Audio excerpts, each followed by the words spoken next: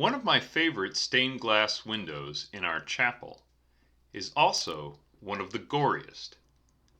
It's a picture of a blood-stained pelican. The pelican is a common theme in Christian art. We can see it in the seal of the Sisters of Charity and even in the state flag of Louisiana. The image of the pelican comes from a biological misunderstanding.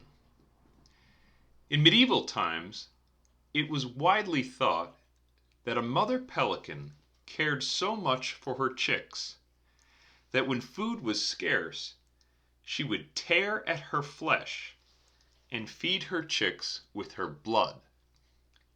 I told you it was gory. Medieval Christians saw in this sacrificial love an image of Jesus, who gave his body and blood for us in his passion and death, and gives both anew, in an unbloody manner, every time Mass is celebrated. It turns out, though, that that's not what pelicans do. According to Wikipedia, the diet of pelicans usually consists of fish, but occasionally amphibians, turtles, crustaceans, insects, birds, and mammals are also eaten. But that's not the point. The point is, it may be bad biology, but we still see in that image Jesus, who St. Thomas Aquinas called the good pelican. We see him in a love that sacrifices even though it hurts, even though it costs.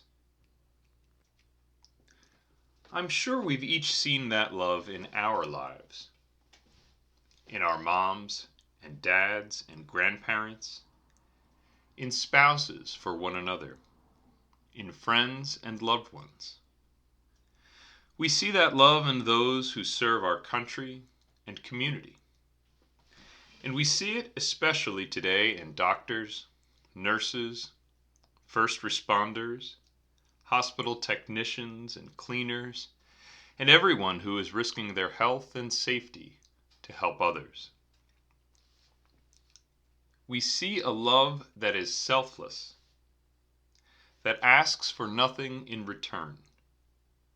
We see a love that is a total gift. It's this love we hear about in the letter to the Hebrews. Son though he was, he learned obedience from what he suffered. And when he was made perfect, he became the source of eternal salvation for all who obey him. As we journey with Jesus this Holy Week to the cross, to the tomb, and to the miracle of the resurrection, I invite you to gather as a family, to watch our parish live stream masses together, to pray together, to unite our hearts to the Lord's, and to offer up the sacrifices and blessings in our lives with the sacrifice of the Mass.